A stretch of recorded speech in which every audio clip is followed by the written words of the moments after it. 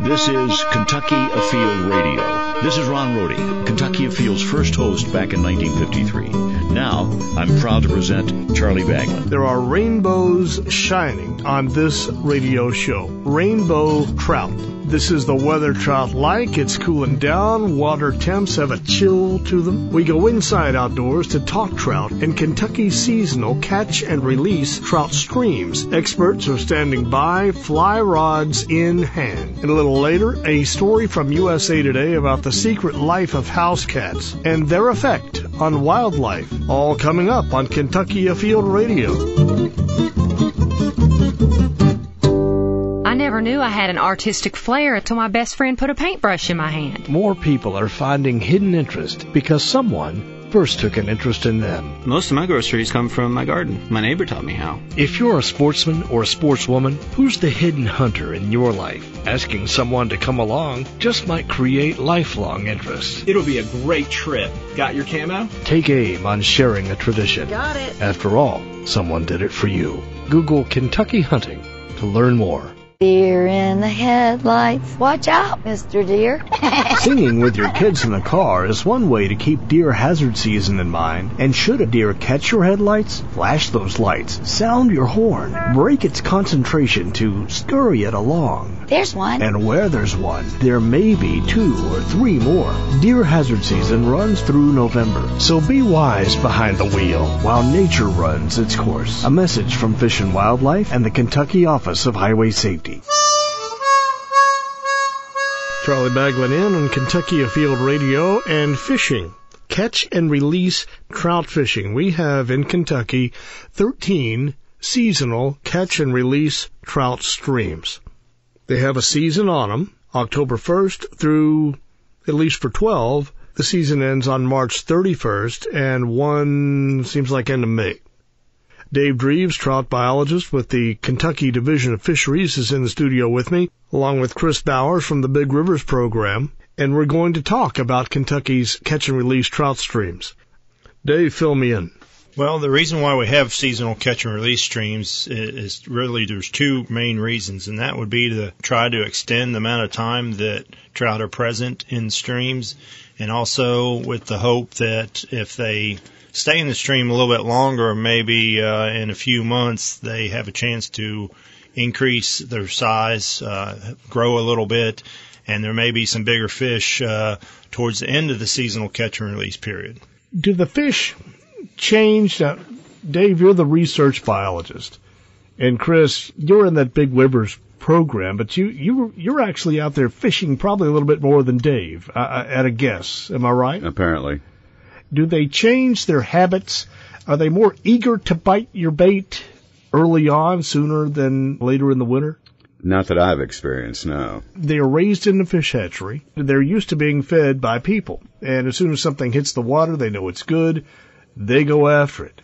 But when they're out in the wild, you throw something in, they'll bite it, even if it's on a hook. But I'm wondering if that sort of goes away after a little while. In your research, Dave, does that happen? I wouldn't say that it's through research, but you can just know just intuitively that they are going to get a little streamwise. You know, if a fish is caught and released multiple times, then, you know, maybe the next time he sees that hook come in front of him with a bait on it, he may be a little less likely to strike. So, you know, there is the possibility that they do get a little streamwise over time, simply because they are caught and they release by regulation.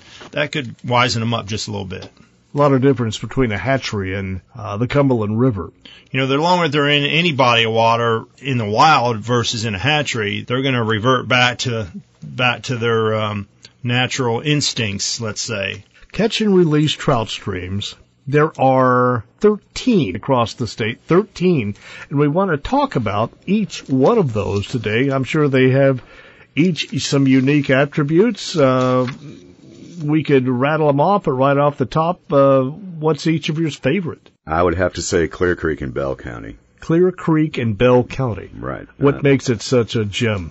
The ease of access and the multiple points on the stream that you can actually fish. Man, the times I've been there, I've had very successful fishing days. I like Rock Creek quite a bit. I mean, it's in Daniel Boone National Forest. There's almost 10 miles of trout water there, and it's just a really pretty area of the state, and it's just a really pretty stream. Rock Creek is very aptly named because if you ever try to wade it, you'll see that it's quite challenging. A lot of large boulders, very smooth rocks, and it's really a challenge to get in there and wade, but it can be some productive trout fishing. Describe a little bit so that you have a heads up before you go, thinking you can just access these streams anywhere you want. I suspect that may not always be the case. Well, we know that there is a lot of private land in Kentucky. We don't have nearly as much public land as, say, some western states, but fortunately, a good number of these streams are surrounded by either parts or all public land. Bark Camp Creek, Cane Creek, East Fork Indian Creek, Middle Fork Red River, Rock Creek, and Swift Camp Creek are all in the Daniel Boone National Forest, so they'll have good public access around them. Some of them may not have, a road right up alongside the entire stretch. You may have to, get out and hike. Then you also have Big Bone Creek, which is in Big Bone State Park in Boone County. There's also, looking down this list, there is Otter Creek, which is obviously our Otter Creek outdoor recreation area over in Meade County. So, a good number of these have good public land around them. I'm guessing we just listed off all 13, but in case we didn't, let's just go down that list again so that we know where and then we'll take our time to talk about each stream a little bit. Bark Camp Creek, that's not Bark, but Bark, B-A-R-K, Camp Creek, Whitley County. Beaver Creek, Wayne County. Big Bone Lick up in Boone County. Cane Creek, Laurel County. Casey Creek, Trigg County. Clear Creek, Bell County. East Fork, Indian Creek, Menifee County. Elk Spring Creek in Wayne County. The left fork of Beaver Creek in Floyd County. Middle Fork, Red River in Powell County. Beautiful. Otter Creek, Meade County you mentioned. Rock Creek, McCreary County. And Swift Camp Creek, Wolf County. Can we start with Swift Camp Creek? That one's a struggle to get to. It is in the Clifty Wilderness, Red River Gorge. Yes. That's quite a walk to get it. The last thing you want when you're coming out of there is extra weight to carry. I'm guessing, Dave and Chris, that it's probably a tough one to stock too. So the fish that are in there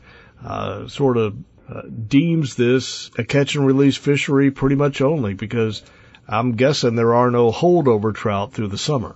Yeah, we don't have good information on the water temperature on the summer yet. Our biologists are making an effort to try to get water temperatures on all of our trout streams during the summer to determine holdover. But this stream is in the Clifty Wilderness area, which can, impact the fish management activities that we can do in there.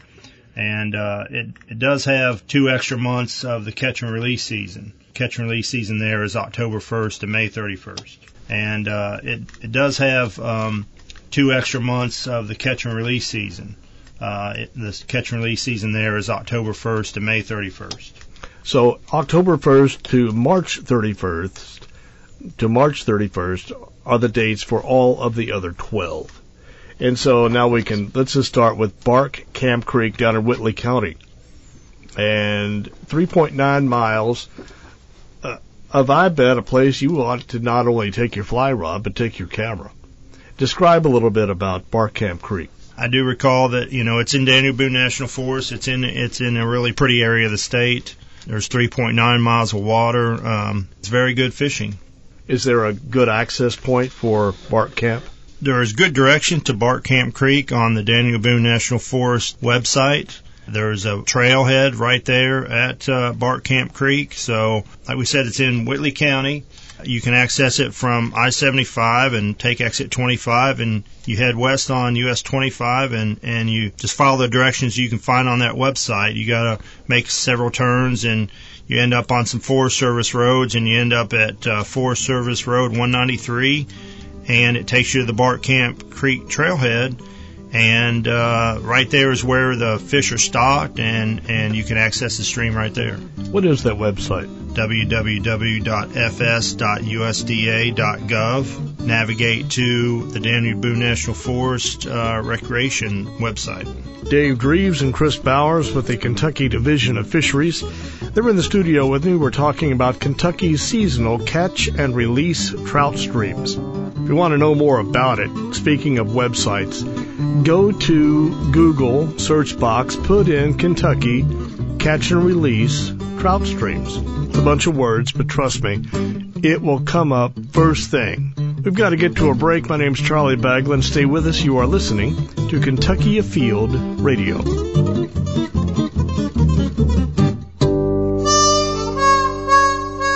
Kentucky Afield Radio's Charlie Baglin in with Chris Bowers and Dave Dreves, trout experts in the state of Kentucky.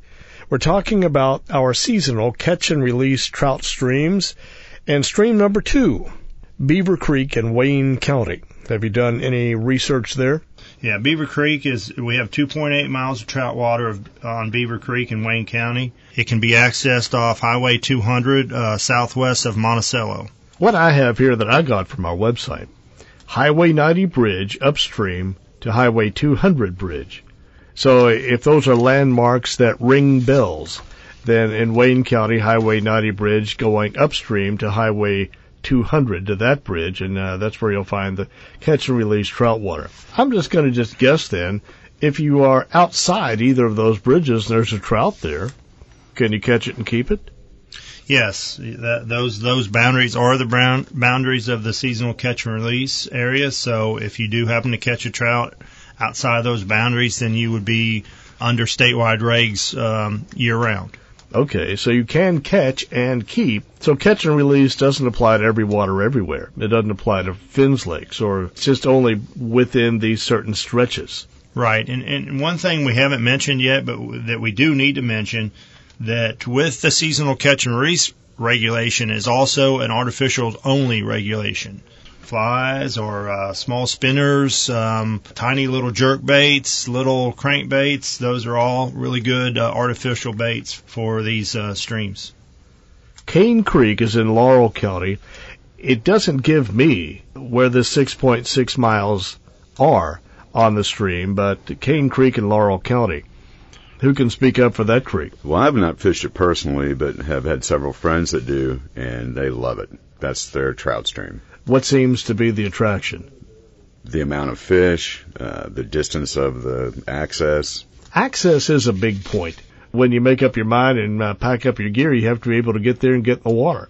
We're seeing different lengths of streams on all of these catch and release streams. Are they all stocked the same way, or are there more or less in each one? No, there definitely is more or less, depending on the length of trout water we have is the main determining factor. And also, it also is based somewhat on how much our perceived usage of the stream is. If a stream gets a lot of angler usage, then we're probably going to try to stock a little more fish than if it's one that's remote and it doesn't get as nearly as much pressure, then, of course, we're going to stock a little less. Casey Creek is in Trigg County. And Trigg County, I'm thinking about that. Western Kentucky, trout we know need cold water, but at least cool water. And I'm thinking the mountain streams may be more trout habitat than what you may find, dare I say, in the mountains of Trigg County, because I don't know of a one. But fill me in, because that's a learning point for me, that a trout stream is there and that it's the right temperature. Well, Casey Creek is a cold water spring-fed creek, so middle of summer, the water temperature there is high 60s. Trout love that. Yep. A lot of people wouldn't think that we would have trout streams in the lowlands of western Kentucky, but certainly are several good flowing springs in that area. There used to be a small trout hatchery on another spring-fed creek that's close by Casey Creek.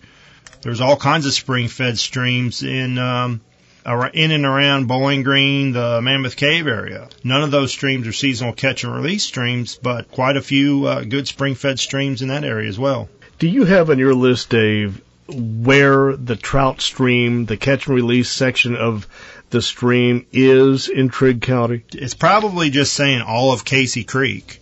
And in this case, it's just like if you're on Casey Creek, then it's seasonal catch and release. The only access on Casey Creek is Highway 525 bridge. Next on the list, Clear Creek. Now, that's in Bell County. You like Bell County, don't you, Chris? Yes, I do. Are you familiar with Casey Creek? Yes. It's 2.5 miles, a mile and a half actually, from the state park. We'd gone there and stayed at Pine Mountain State Park, found the Casey Creek access. Beautiful creek, easy parking. It's actually former railroad grade, the trail is. So there's several little trestles that you cross and a tunnel. Access to the water was in multiple points along that trail. Just beautiful, and the fishing was great. What's the best way to access that stream? What I found was at the 1491 bridge, which is right at the Clear Creek Baptist Bible College. There's a large parking area there. Let's see, next on the list. In Menifee County, the East Fork of the Indian Creek. East Fork of Indian Creek. A little more than 5 miles, but it just sounds like a delight to be there anytime October, November, anytime during that catch and release season. One thing about trout, and I guess you might as well comment on it, they are eager to bite anytime year round, right, Dave? The hatchery raised fish certainly are eager to bite. They're used to being fed in the hatchery, so certainly fish that are newly stocked are eager to bite. And then, like I said before, they could get a little stream-wise the longer they're at large in the wild. But what do these fish eat? There is little bugs that hatch in January called, even in the coldest months, called midges, a fly type of species. And there's also stonefly species that hatch in the wintertime called winter stoneflies. So you can get hatches like that in the winter, and of course those larvae of all those different insects are in the stream year round. So they're going to be eating those insect larvae. Isn't nature amazing? Of what's down there, cold water that lives, and how it just continues on. It's not just a spring, summer, and fall type thing. Well, that's true. I mean, in the water, there's organisms, there's biology, there's life, they're there year round. So, the reason why these fish may not feed quite as much in the wintertime has a lot more to do with their metabolism than it does with there not being organisms there present to eat. So a warm water species, obviously, they are going to be a little more dormant during the wintertime, and so they're going to feed a lot less than, say, a cold water species like a trout. Who was in charge, if not you, of selecting these streams? How did they come about?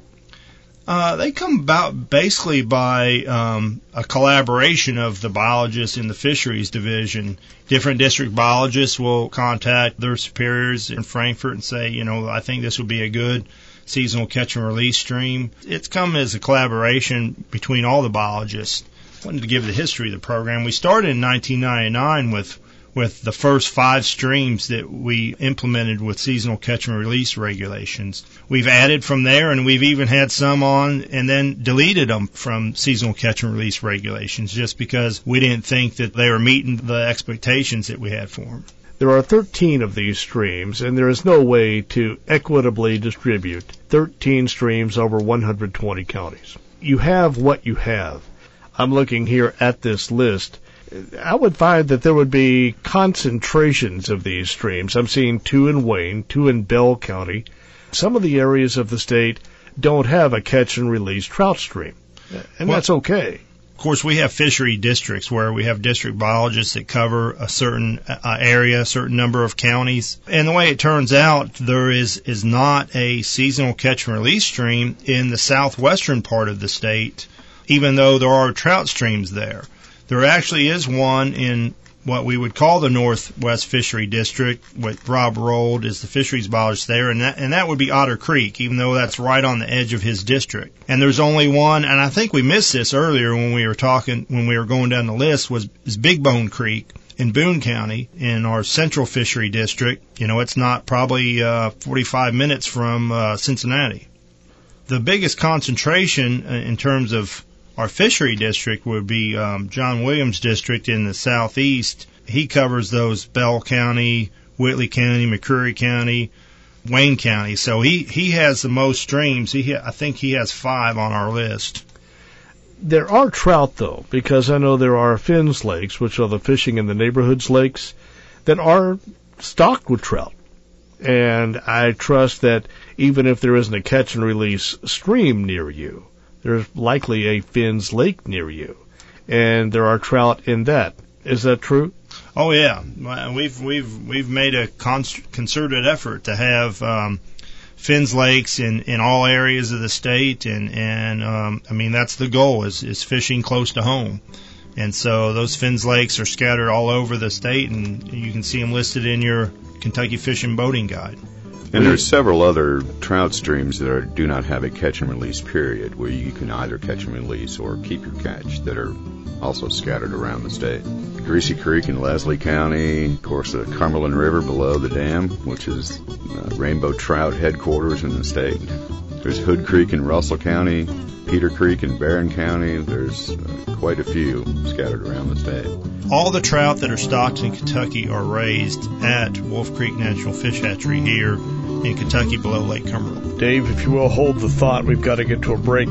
Just ahead, we have our fishing report and then the rest of the hour on Kentucky's seasonal catch-and-release trout stream. So stay with us. My name's Charlie Bagwell, and you're listening to Kentucky Afield Radio.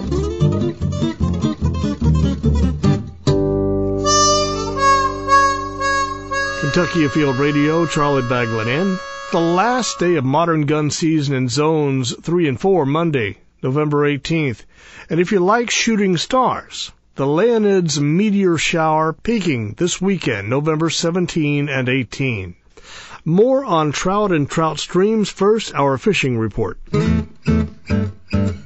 Hi, everybody. This is Fred House with the Northeast Fishing Report. As the water temperature closes in on 50 degrees, look for sauger fishing to really pick up on the Ohio River. Right now, a few sauger are being caught below Greenup Lock and Dam, so now would be a good time to start planning your fishing trips for this species. When you do go, try using blade baits, jig rigs, and twister tails fished along current breaks. If you feel the slightest tug on your line, set the hook, as oftentimes it's really hard to tell when sauger are hitting. Also, when fishing for sauger on the Ohio River, don't forget to fish around the mouths of creeks, creek channels, as well as further up from the mouths of the tributaries. Due to the government shutdown, Craney Creek in Round County was not stocked with rainbow trout in October. So during the scheduled stocking in November, this creek will be receiving those fish that were supposed to be stocked in October, about 1,000 trout. Good luck and stay safe. This is Kevin Fry with your Eastern Area Fisheries Report. Lakes are currently being lowered to winter pool levels, and boaters should navigate shallow water areas with caution. Some very good catches of hybrid striped bass of recent at Fish Trap Lake. Larger fish are about 12 pounds. Fish were being caught in main lake areas near Grapevine and Hurricane, and then in the lower lake near Jonakin Branch in the dam. Catch of white bass at Dewey Lake has also been very good. With drawdown, fish were moving from backs of cove out to mouth at Main Lake. Larger whites from 14 to 16 inches caught on small crankbaits, spinner baits, and jigs. Also note, with federal government shutdown in October, trout stockings at tailwaters in this area were delayed. These trout have recently been stocked, though, from November 5th to November 15th in this area. John Williams with a fishing report for Southeast Kentucky. At Lake Cumberland, the striped bass fishing has remained good in recent weeks.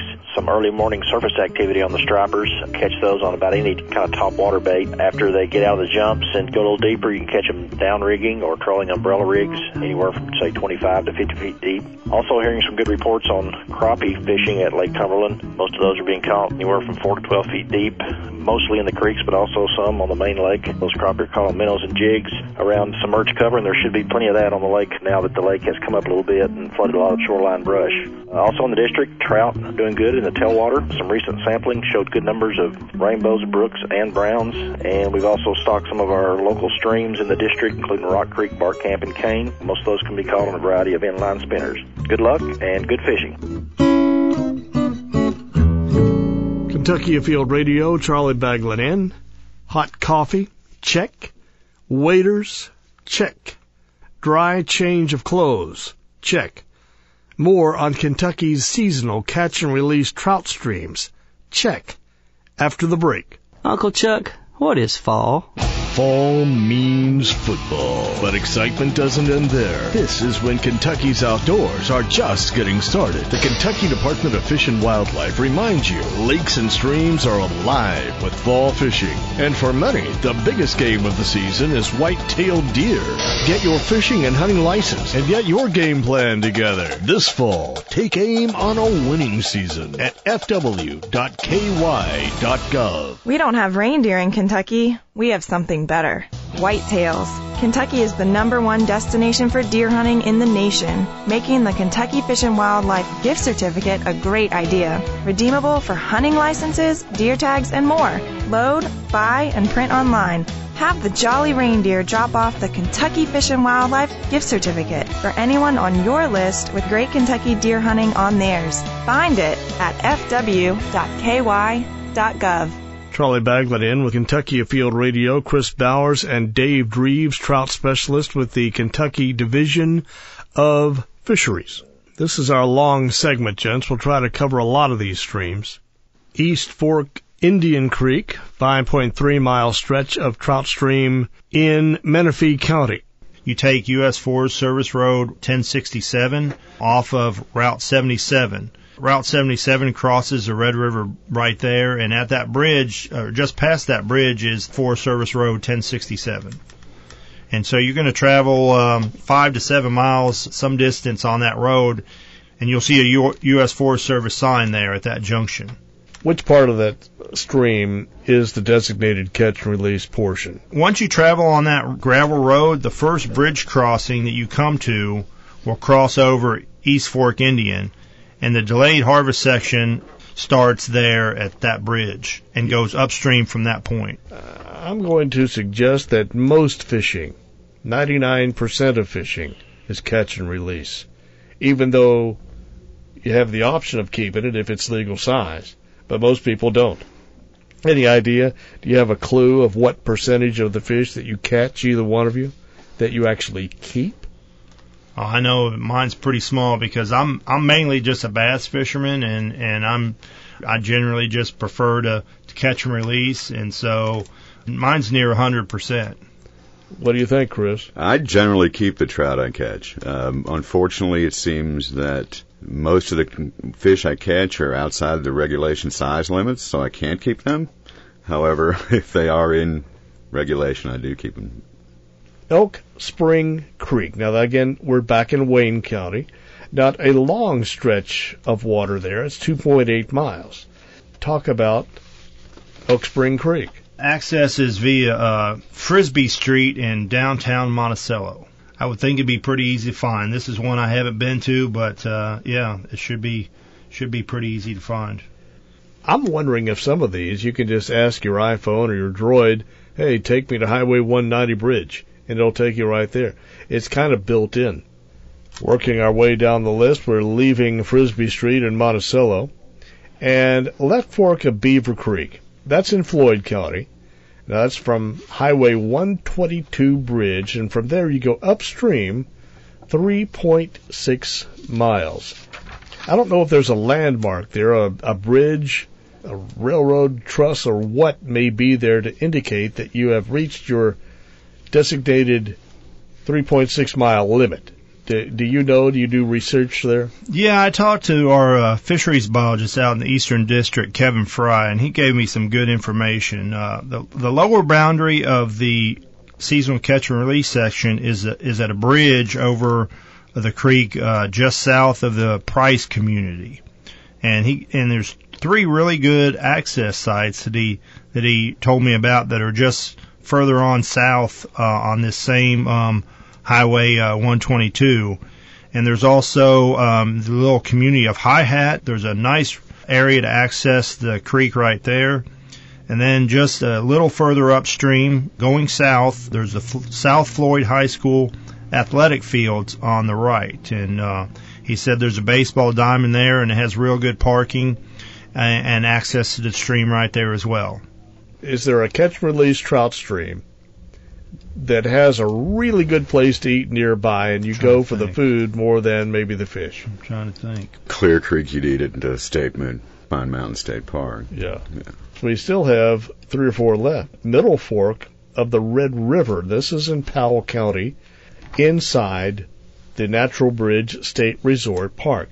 Not a long piece of stream. Chris, have you fished? Yes, this? I have fished that. It's 2.2 miles. It runs from it's the tailwaters of a small lake that's right there. So that's the stream that runs along that lake. Yes, runs through the campground there at Natural Bridge State Park. It's Mill Creek Lake. It comes out of Mill Lake. Creek Lake, and Mill Creek Lake also has trout, but catch and release stream is below that lake. Very easy access. And you're only 2.5 miles from Mountain Parkway there, as opposed to, say, East Fork Indian Creek, which is 9.5 or so, or Swift Camp, which is about 7 miles from the parkway. And the stream runs right along Route 11. I could imagine just how gorgeous that would be to go when the leaves are in peak color. That's why there are Saturdays in the fall, besides college football, is to go trout fishing in one of these catch-and-release streams. There's a 9.7-mile stretch of water in Meade County. Now, this flows Otter Creek. Yes, that whole stretch is within the Otter Creek outdoor recreation area. And also there's part of it in Fort Knox portion. Otter Creek, comes out of Fort Knox before it enters the outdoor recreation area section. So Fort Knox Military Reservation and Otter Creek Park. And it's close to 10 miles. Yeah, you've got a variety of topography in there. Right. There's several springs along that section. There's Blue Hole, and there's obviously a nice small creek there. It has the trout that we stock. It has a population of smallmouth bass as well. So it's definitely a good stream. At Fort Knox, you also are required to have a post fishing permit along with your Kentucky fishing license, which you can get at the gate. Tell me about the permits that are required for trout fishing in this state, and if any are connected to the sportsman's license. Sure. We have an annual fishing license will make you legal to fish for trout. You only have to purchase a trout permit if you intend to harvest trout or will harvest a trout. So technically, you don't have to have a trout permit to go trout fishing. Now we highly encourage people to buy a trout permit and support our trout program, but you don't have to unless you're going to harvest. Bringing up the sportsman's license, it includes obviously your fishing license and your trout permit. So if you buy a sportsman's license, then you're all set to fish for trout and harvest trout. The Cumberland tailwater below the dam and Hatchery Creek or any other tributaries to the Cumberland River below Lake Cumberland, you must have a trout permit to fish there. And the reason being is that our creel surveys have showed that about 95 to 7% of fishing activities there are for trout. So we just decided it made a lot of sense to just go ahead and require a trout permit to fish there. Rock Creek is the last on our list, and we'll have some just a few other questions. But that is in McCreary County, and Bell Farm Bridge. You go upstream to the Tennessee border, and you got 9.8 miles. And that appears to be our longest stretch of a catch-and-release stream. Yes. 9.8 miles on Rock Creek. That's correct. There's a couple good access areas, again, because this is in Daniel Boone National Forest. The entire stretch is surrounded by public land, but there's a Hemlock Grove picnic area, and there's also a Great Meadow campground, and both of those you can access on Forest Service roads. They're right adjacent to Rock Creek. Big Bone Creek, we have 2.1 miles of stream that are in the seasonal catch and release program, and this has ready access as well because it is in Big Bone Lick State Park. You're right, we did skip Big Bone, and I didn't mean to do that. That's up in northern Kentucky, 2.1 miles inside the state park. So if you're inside the state park on that stream, it is catch and release. During the seasonal catch and release period. Stocking of these streams. Is that done once in September, October, or is that done throughout the catch and release season? We try to stock all the seasonal catch and release streams in late September, early October. But these streams have a myriad of different months that they get stocked, and it's just stream dependent. All those months that they get stocked you can find in your fishing and boating guide in the trout waters section. Just be sure and know that all the seasonal catch and release streams will be stocked just before that seasonal catch and release period begins. I wanted to ask you about the Trout Angler Survey. Okay. There's probably a more proper name to the survey. What is that, Dave? Actually, you got it right. It's a Trout Angler Attitude Survey. Trout Angler Attitude Survey. Does that mean all these trout anglers have attitudes? Well, let's hope they're good attitudes. What is it that you look for in these attitudes? Because I know there's biology and then there's what the fishermen want. And I don't know if those two things always mix. What are you looking for to gain from the survey?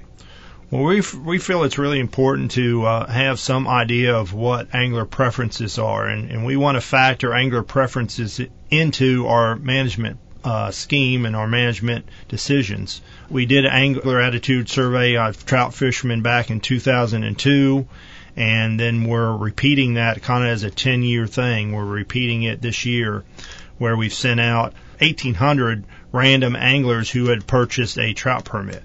And we were asking that they fill out this survey and then return it back to us so we can get a handle on things like how people feel about different regulations, and also another part of it is trying to figure out how much usage our trout waters get. Give me an example, if you will, of how responses to your survey have entered into the way you manage trout, the way you stock, or regulations affecting. Well, I can give you a few examples just based from the 2002 Trout Angler Attitude Survey. We asked questions about how anglers felt about having a trout permit on the Cumberland tailwater. It was an overwhelming support.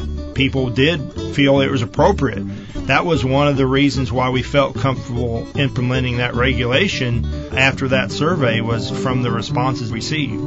We kind of set regulation. You know, what's an appropriate size limit if you're going to have special regulations? You know, there's a biology aspect and there's an angler preference aspect. Talking about Kentucky's catch and release trout streams, we'll have more. I'm Charlie Baglin. You are listening to Kentucky Afield Radio.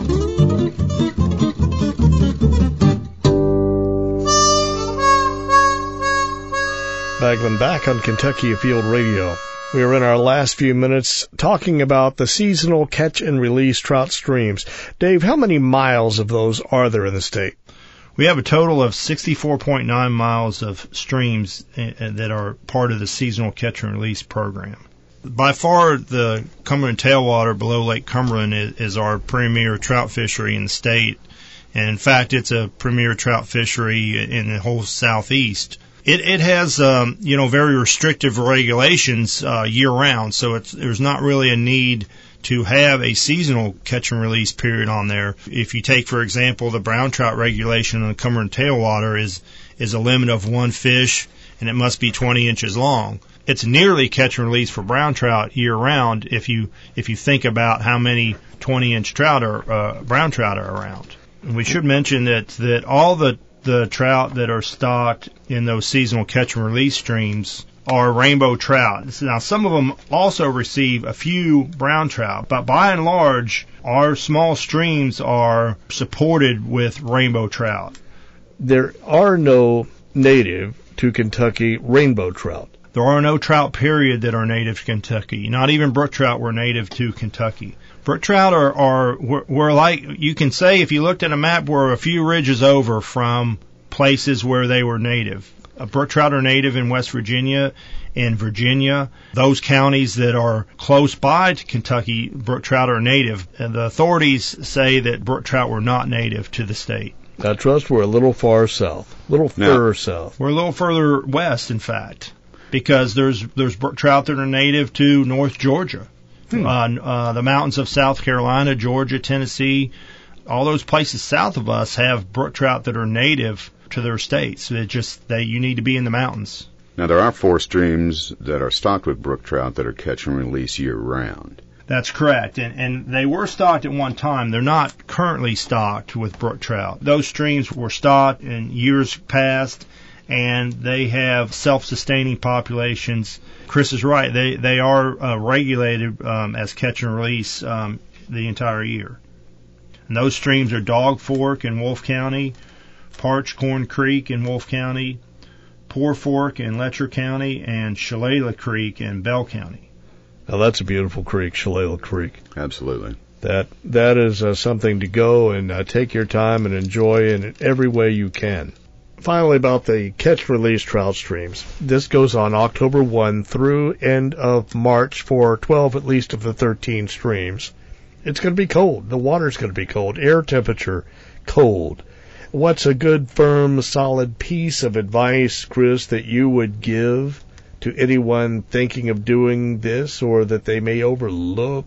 Be prepared for the water temperature, not necessarily the air temperature. If you're waiting that time of year, a fall in the water, hypothermia could set in quick. Point is to be prepared for any kind of weather condition. It'd be a good idea probably to make sure you pack a change of clothes in your car. I mean, if you take a fall in the wintertime, you want to be able to have access to dry clothing. I bet you would. Here's a question for you, Dave. You undoubtedly right up there with muskie, bass, stripers.